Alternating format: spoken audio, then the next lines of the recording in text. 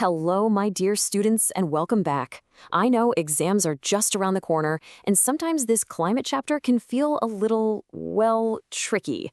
So in this session, we're going to break it all down, simplify it, and make sure you're totally ready to get those top marks. And hey, if you find this helpful, please do subscribe and let me know in the comments which chapter you want me to do next.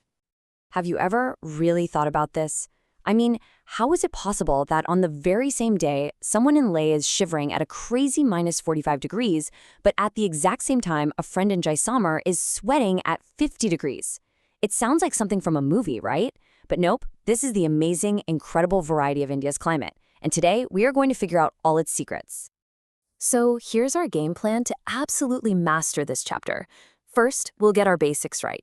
Then, we'll meet the 6 big bosses that control our climate.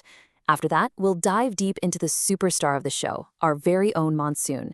Then we'll take a quick tour of the 4 seasons. And finally, we'll tackle a classic exam question. Ready? Okay, let's get started. Okay, first things first. Before we jump into the really interesting stuff, we have to be super clear on a few important words.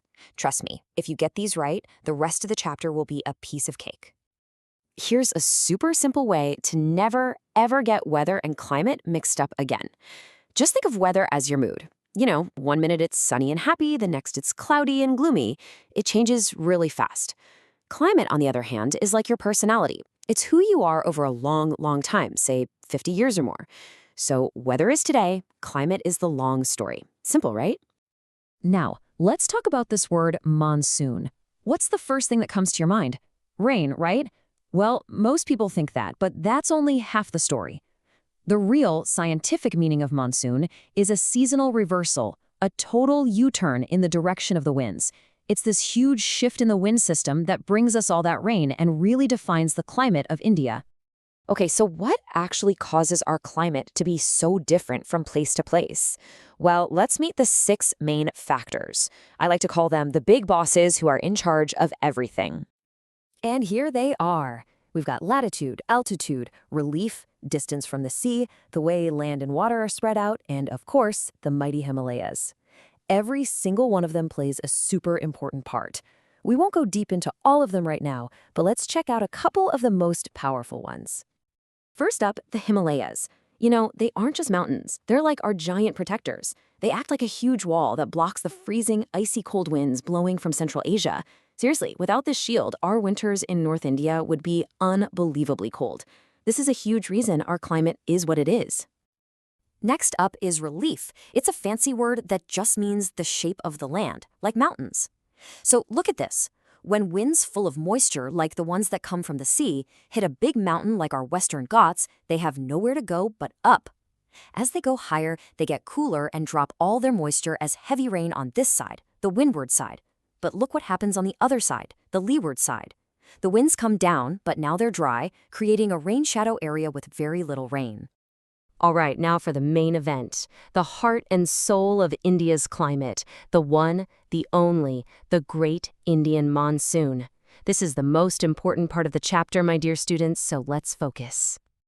Just look at this map from your textbook. It shows the amazing journey of the monsoon. See how it first hits the Kerala coast around the 1st of June? Then it moves like a giant wave, sweeping up the country, reaching Mumbai by June 10th, and then, boom! It covers the entire country by the middle of July. What a journey! Now, the monsoon doesn't just come as one big blob. No, it splits into 2 teams, or 2 branches. The Arabian Sea branch smashes into the west coast, giving all that heavy rain there. The Bay of Bengal branch, it moves up towards the northeast, and then gets pushed by the Himalayas to travel west, all across the Ganga Plains. Okay, now for a classic exam question. This one confuses a lot of students. While almost all of India is dancing in the rain during the southwest monsoon, why does the coast of Tamil Nadu stay pretty much dry? Just take a second and think about it. Did you figure it out? There are 2 main reasons. First, the Tamil Nadu coast runs parallel to the Bay of Bengal branch, so the rainy winds just blow right past it, they don't hit it directly. And second, it's in the rain shadow area of that other branch, the Arabian Sea branch, so it basically misses the rain from both teams. Clever, huh? Great. Now that we've cracked the monsoon, let's take a quick trip through the 4 main seasons that make up a year in India. It's a really clear cycle. We start with the cold weather season, winter, from December to February. Then comes the hot weather season, or summer, from March to May. That's when we get those hot, dry winds called Lu in the north. This is followed by the main monsoon season. And finally, we have the retreating monsoon from October to November. As the monsoon starts to leave, the skies become clear, but the ground is still wet. This combination of high temperature and high humidity creates that really sticky, uncomfortable feeling we call October heat. And guess what? It's during this retreating season that the Coromandel coast, including Tamil Nadu, finally gets its main rainfall from cyclones that form over the Bay of Bengal. All right, you've taken in so much information. Let's head over to our final section, the exam corner, and put that amazing brain of yours to the test. Let's make sure you're ready for anything. Okay, here's your question, and this is straight from your textbook exercises. Read it carefully now. What causes rainfall on the coastal areas of Tamil Nadu at the start of winter? I'll give you a moment to think. And the answer is C, the northeastern monsoon. Remember the retreating monsoon we just talked about? As these winds are moving back, they travel from the northeast, go over the Bay of Bengal, pick up a lot of moisture, and then give all that rain to the Tamil Nadu coast. Excellent job if you got that right. Never, ever forget how important the monsoon is. This quote from your book says it all. Our entire agricultural economy, the lives of crores of our farmers, our festivals, the food we eat, everything, literally everything revolves around the arrival of these rains. It truly is the lifeline of our country.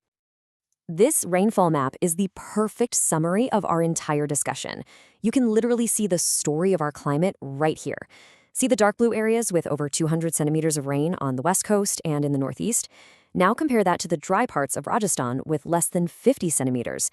It's a perfect picture of all the factors we just learned about. So, I'll leave you with a final thought. Now that you're a climate expert, just look around your own home, your own city. Think about the food you eat, the kind of clothes you wear, even the way your houses are designed. How is all of that connected to the climate where you live? It's a really cool way to see geography in action, all around you. And that's a wrap on our simple guide to India's climate. I really hope this has made the chapter much clearer for you. Remember to study smart, be confident, and you will do great. All the very best for your exams. If this was helpful, please share it with your friends, and I will see you in the next one. Bye!